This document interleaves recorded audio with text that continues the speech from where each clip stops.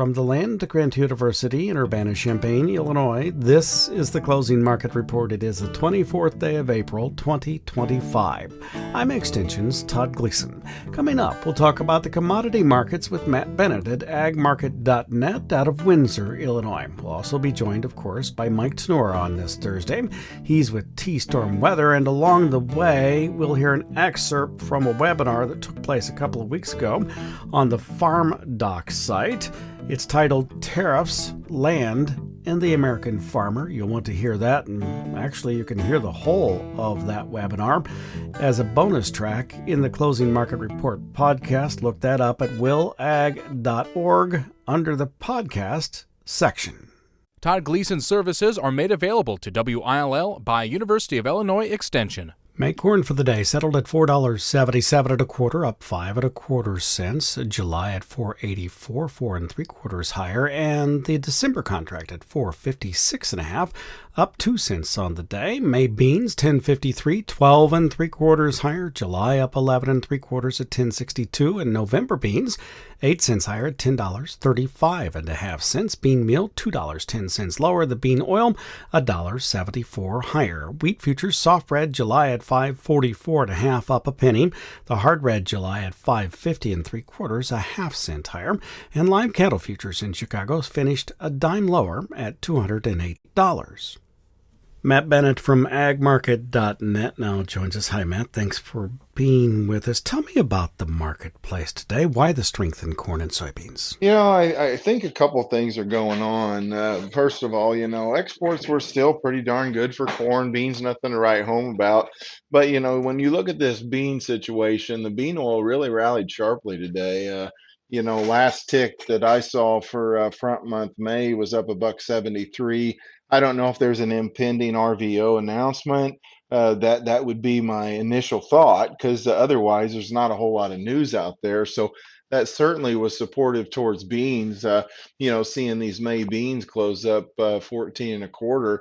It's the highest close we've had since is back in late February. So really nice move on the beans today. And then, of course, you saw bull spreading for both corn and beans.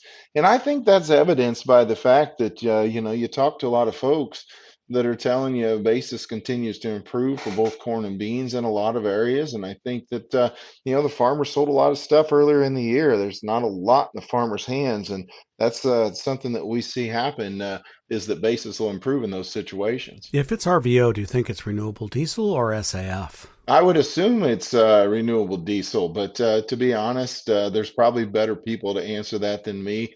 That would be my premonition right off the bat. But, SAF is certainly something people continue to talk about. So I know there's a lot of pressure, or a lot of conversations with the administration, with the ag secretary, that, we have to have domestic usage here as we continue to see pretty stiff headwinds whenever it comes to our exports. But exports been good this year, but we know Brazil's going to continue to grow. So it's on down the road, we have to have something in place, or it could be problematic for us from an export standpoint. SAF, of course, could be made from soybeans or corn, and you're correct, more likely renewable diesel, as that would be just an addition to the processing plant for the oil industry, as opposed to something owned by an agricultural entity. What are farmers telling you about how far along they are, and how are you doing in your area? Yeah, it just depends on where you're at. I know guys in Iowa that are done. I know guys in Indiana that are done. I haven't heard a whole lot of that in Illinois.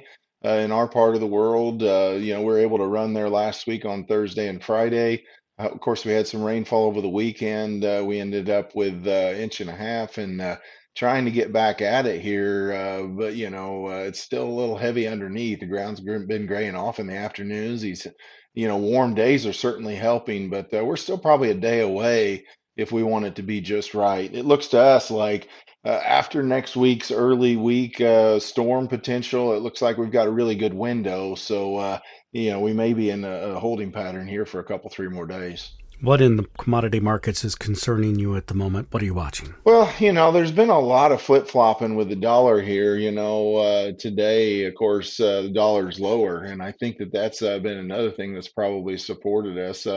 Equities are having a good week, so your outside influences for the most part, have been pretty supportive. Oil was up here today, but as far as what concerns me, of course, we don't know what the next tariff news is. We hear that we're supposedly talking with, with China behind the scenes, and then people from China come out and say that's not necessarily the case. But I would say that's my biggest concern is, are we going to be able to get something put together that would at least ease the fears of everyone that we're not going to be able to do the kind of trade that we've been doing, especially on the soybean side. We'll talk with you next week. Thank you. Absolutely. Thanks, Todd. That is Matt Bennett. He is with agmarket.net.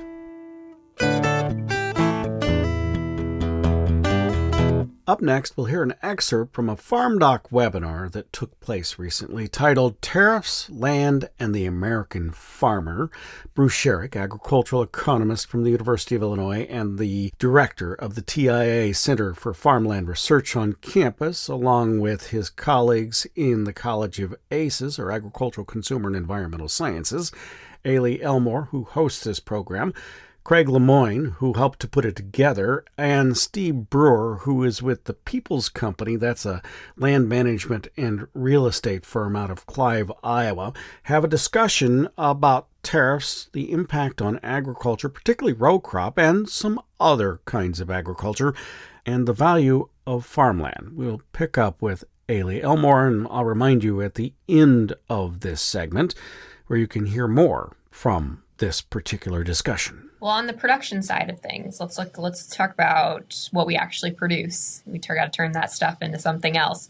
Let's talk to you, Bruce, first. What commodities, products could be in for the most hurt when it comes to these tariffs? Obviously the situation is very fluid. We don't exactly know where this is going to end up, but let's just hypothetically say that we end up with some kind of broad-based level tariff on all countries. What kind of impacts or what producers might be most affected? The historic evidence would point to things like soybeans, or things where we produce and export a reasonable amount of directly produced product, or things that are very influenced by the cost of that. So feed items are very, very sensitive to the cost of soybeans and corn. It's difficult to export live animals, so we do also export a lot of things that support the livestock industry. Those are the obvious starting points, right? Mm-hmm. Sure.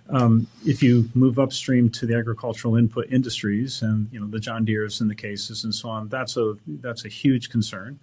We'll probably end up with it sounds like given can isolate iPhones as an example of something to not tear. Sure. We'll probably create exemptions or cutouts for most of the higher valued or the higher cost elements in agriculture. But I think it's really straightforward. It's corn and soybeans, it's apples, it's almonds, it's pistachios, it's some versions of processed and canned and easily shipped things, but it's right where you would expect it. Yeah.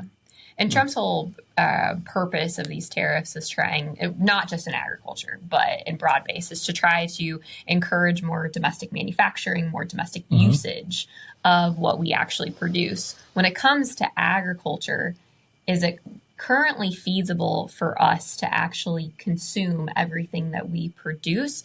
And what kind of areas should we look towards growth, if not?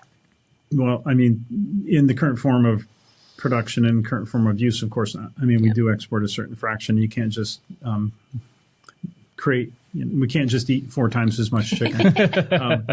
There are other industrial uses, though, of course, and it's not as high valued as the ones that if you let markets sort of pick what you can sell it for the most, that's how you clear markets out. Sure. We have a historic emphasis on RFS and renewable fuels and greening of the energy complex that has been probably de-emphasized a bit in the administration, and it's not clear how much of that makes sense if it's not a subsidized industry. So it's hard to get rid of the excess. There are despite the public press, there are really good programs, though, for distributing excess food around the world as well. And that still does occur, and we'll get rid of it somewhere. But corn, for instance, people say if you take off the RFS, corn would really go, haywire. And I say not really. The secondary demand for ethanol is about the point where it should be, and RINs are not driving the market anymore.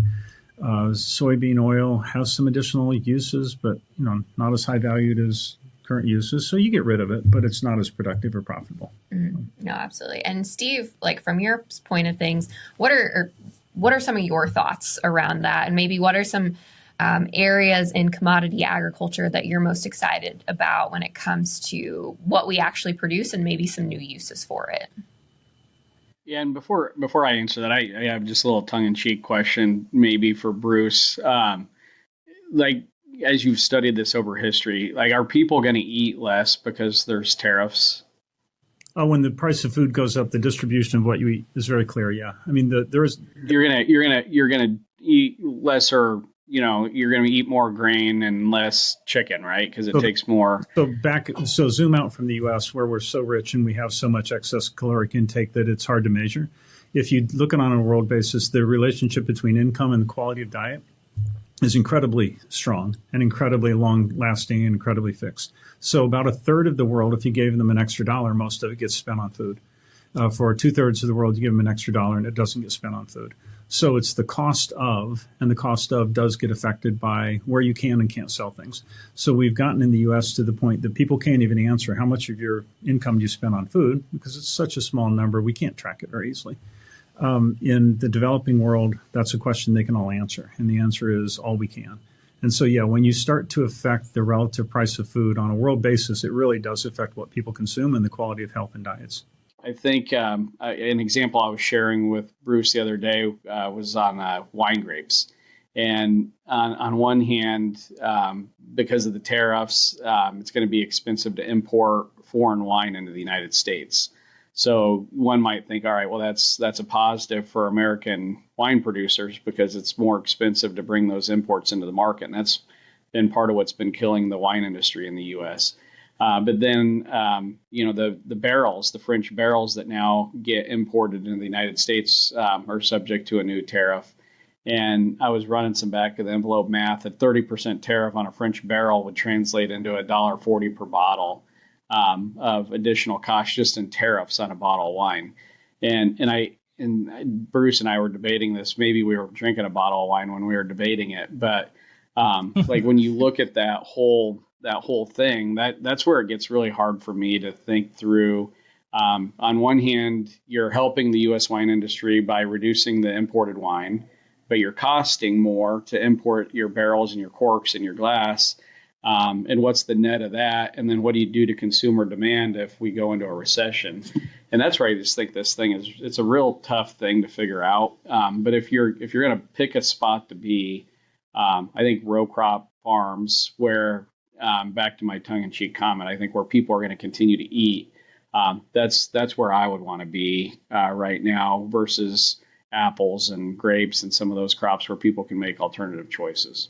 Well, just let me pick up on what Steve said a little bit. So this complex of things that he was describing, this interconnection is exactly right. It's very complicated, and it could be very good for domestic wine producers, and it could be very bad for steel producers or whatever. You can pick winners and losers, and whether or not you view that as good or bad is a political debate, and it's a good debate to have. I'll throw in the uneducated ag comment for everybody. This is Craig Lemoyne. He's a clinical associate professor in the College of ACES and the director of financial planning programs. I mean, wouldn't the incentive be then, if you're thinking about this from the wine end, big picture, right? So you have two kind of outcomes from the casual wine drinker here. Am I going to pay another $1.40 for a domestic bottle of wine versus the increase on an imported bottle of wine, right? Let's say it's $2 or $3, right?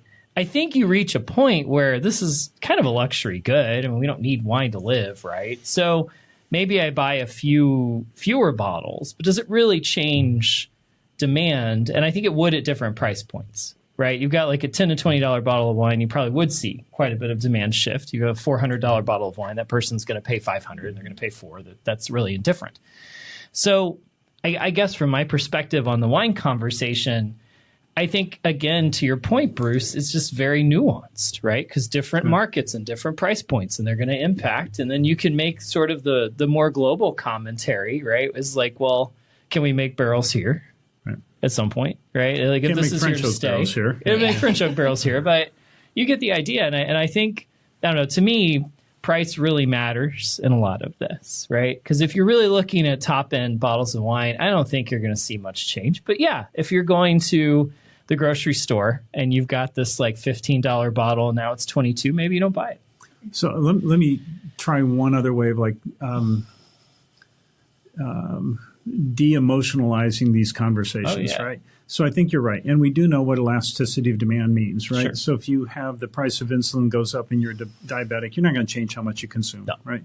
And if you are occasional, splurger of the more than an $18 bottle and the price changes, you might change your behavior. But we know that the elasticity of demand does, in fact, describe, by definition, the price responsiveness, the change in demand for a change in price.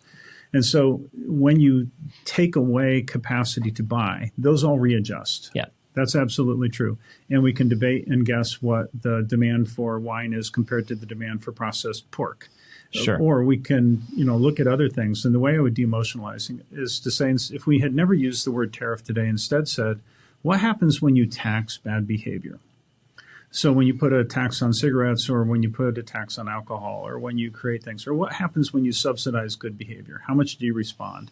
It gives you a framework to ask the same question. So if we subsidize recycling, do people recycle more? Not much. If you tax people on cigarettes, do they change their consumption? Not as much as you might have thought. But the interesting ones are things like French fries. And if you change, because of where you grow, a tax on a placement, or a change in the way you fry them from one type of oil to another, and the prices change, you can, in fact, measure how much more or less people buy. And then relative to the total demand, you have to measure total income and productivity. So the big things we don't have much debate about. The distributional things are where they all are. And here's where I'll go back to Steve's comment. He had one of the great, those of you who don't know Steve as well as we do, he comes up with some of the most pithy, perfect, great, long-lasting comments. And one that he first said was, zero interest rates created a lot of business models that no longer need to exist. Something like that, right, Steve? And you may need to clarify, but he's exactly right. Yeah, it's exactly right. Yeah. And in agriculture, I also point out, and we'll both be at the same conference next week, and one of the things I'll present is essentially, what asset would you rather own? And in the 80s, we had an ag-focused crisis, and we didn't have to talk about it as though there was somebody to blame, but we can observe what happened afterward. Yeah. And then in 2008, we had a financial crisis, and there may have been people to blame, but we had an outcome, and it was very bought stuff with money. And in COVID, we had a crisis, and we printed money. And each of those created really great natural experiments. Yeah. If you print money, you get inflation. If you buy assets that appreciate, the government doesn't lose money. If you change the size of the Fed's balance sheet. And in this case, the tariffs, we have some precedent, but we don't have the precedent in the environment that we're in right now. But the answer is, what asset would you rather own? I think it's a pretty clear and compelling argument that farmland is a pretty good asset. Bruce Sherrick is the director of the TIA Center for Farmland Research and an agricultural economist here on the Urbana-Champaign campus of the University of Illinois. You've been listening to a webinar that he, along with his colleagues Ailey Elmore and Craig Lemoyne, hosted with Steve Brewer, who's from the People's Company out of Clive, Iowa. It's about an hour long in total, and you can find it on YouTube. Search for youtube.com/@farmdoc, and then you'll really need to narrow that down to Tariffs, Land, and the American Farmer webinar, or you can look for it as a bonus track in the Closing Market Report podcast.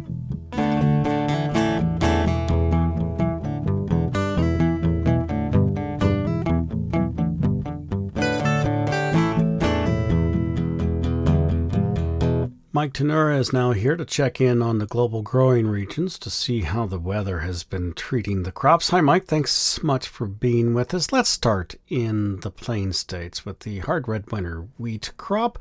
It is up, growing, and moving through the season quickly. They had been dry. What are conditions like today? Well, those areas needed rain as of yesterday morning.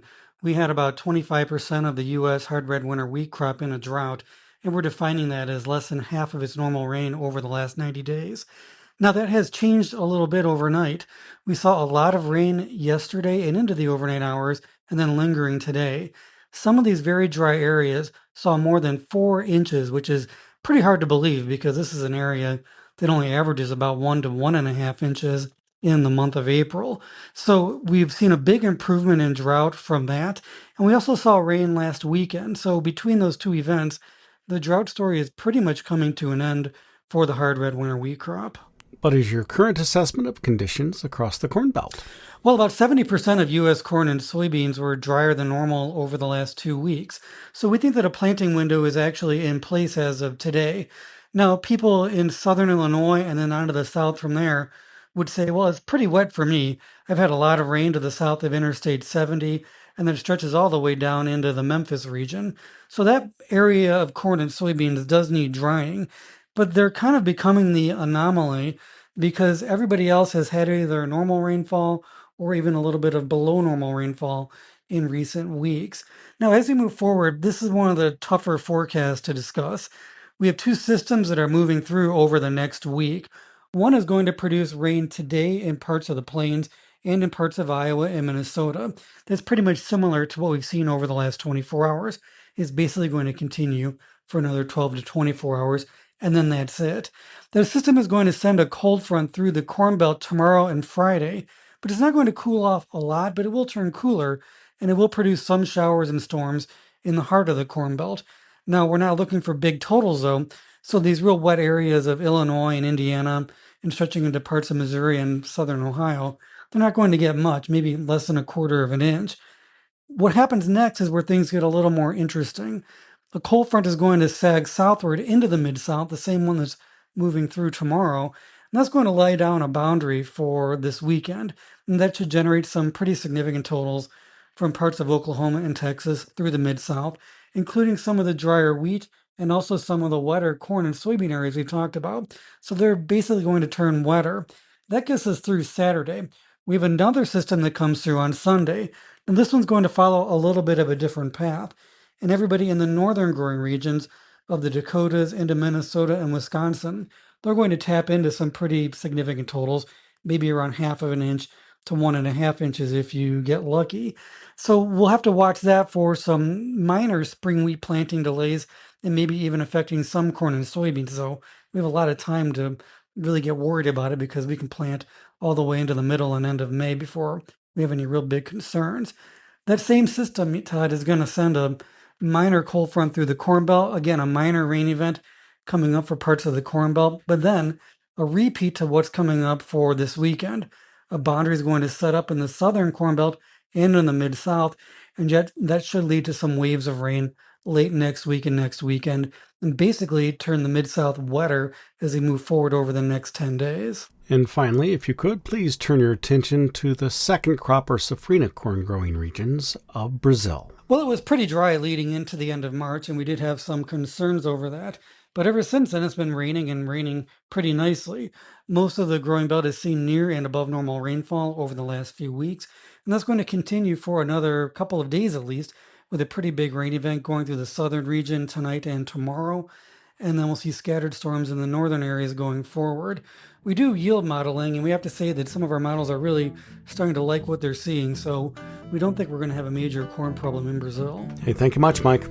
Yeah, thanks, Todd. That's Mike Tannura. He's the president and CEO of T-Storm Weather. That's tstorm.net online. You've been listening, of course, to the Closing Market Report on this Thursday afternoon. It came to you from Illinois Public Media, online on demand at WILLAG.org. I'm Extension's Todd Gleason.